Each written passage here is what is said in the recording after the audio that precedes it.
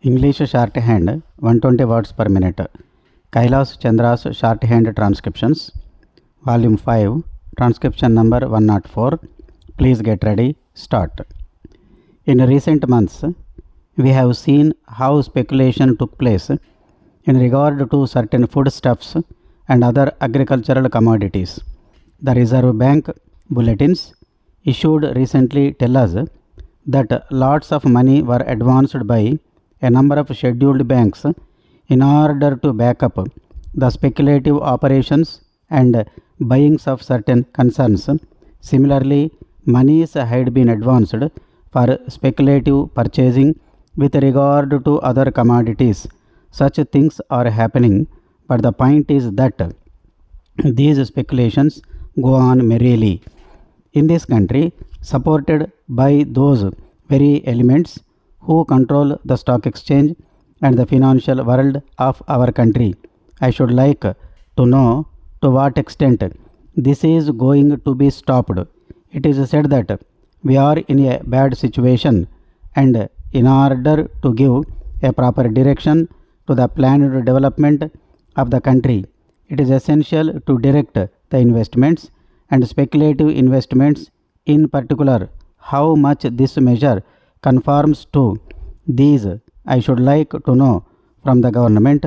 It appears to me that not very much will have come out of this measure, notwithstanding the fact that government is armed with these powers. It is of vital importance today that we should have proper control of our investments that are taking place, or cornering of shares in some cases. If we are at all serious about the planned development of our economy in general and our industry and commerce in particular, I am afraid the powers that are being taken by the government under this bill are not at all sufficient for ensuring such developments as would enable the government to direct investment and control transfer of shares, etc., in conformity with the interests of a planned economic development. This is what I find from the reading of this bill, and even from hearing the speech that has been delivered by the Honorable Minister. I have also read the other speech he had made in the other house that does not throw much light on the subject. I am not surprised, because when the whole thing was being discussed and mooted by the government, the approach of the government suffered from certain deficiencies. That is to say, they were not so much keen on suppressing wholesale the speculative operations as on getting a certain measure of control over them. Today, the time has come for making up one's mind with regard to the speculation business as a whole. This is the most important thing. With regard to investment, it has been said very eloquently in these documents that after all, a person should have an opportunity of investing his funds, and therefore he should have a chance of going to the market and buying some shares.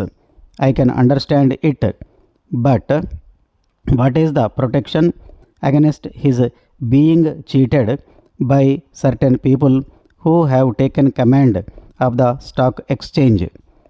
What is the guarantee against that? Blank transfer is there, it is not abolished. Forward trading is there, contract is provided for, it is not abolished. Also, there are other ways and means of cheating the common man. As we find today, the common man goes in for investment. Very genuinely, he goes in for investing because he wants to save some money for bad days. Now, what is the protection in this bill which would save his money? I find that there is no such effective guarantee. I should have thought that in considering this whole scheme of measures, the government would be interested in seeing as to how the heart of a speculative operation could be crushed, namely the monopolists who control the stock exchange today. It is essential to hound them out of the field altogether. In Kolkata, they not only put up an outward show, but they have built underworld, and I suppose that underworld exists even today. A police raid took place, telephone system and the whole paraphernalia was discovered, which showed that certain big men in stock exchanges were carrying on subterranean business. This is a new type of underworld we have in our country. In order to cheat the common man, in order to evade taxes, in order to carry on profiteering and black market trades, lots of things came to light that day, and the newspapers gave a lot of publicity. We came across certain very big people. Some of them are very well known patrons of the Congress party, the ruling party, who were hauled up in this fashion. What has happened to them? We would like to know. When we discuss such a measure, they are the kings in the speculation world. They are the tycoons of that field. I would like to know what has happened to such people. What are you going to do with these speculators? Will they be allowed to operate openly or secretly in the field under this fashion? Or are you really thinking of taking some action against them, not merely for apprehending those people who have gone underground and started underground business in this manner, but also the possible recruits to that underworld? I would like to know. This is what the government should tell us. It is no use trying to bring in all technical questions, explaining one clause after another. This is important, but what we would like to know from the government is how you are going to check these elements who sit on top of the country as far as the stock exchange is concerned. These are very big and powerful people, and they need to be suppressed with a heavy hand in the interests of our economy. I find the Honorable Minister piloting this bill is completely indifferent to that aspect of the matter.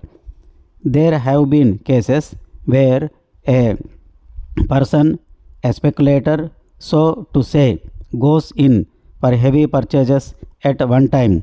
The heavy pressure boosts up the prices. Then he starts selling it, thereby realizing the money he had spent for buying certain shares in the market.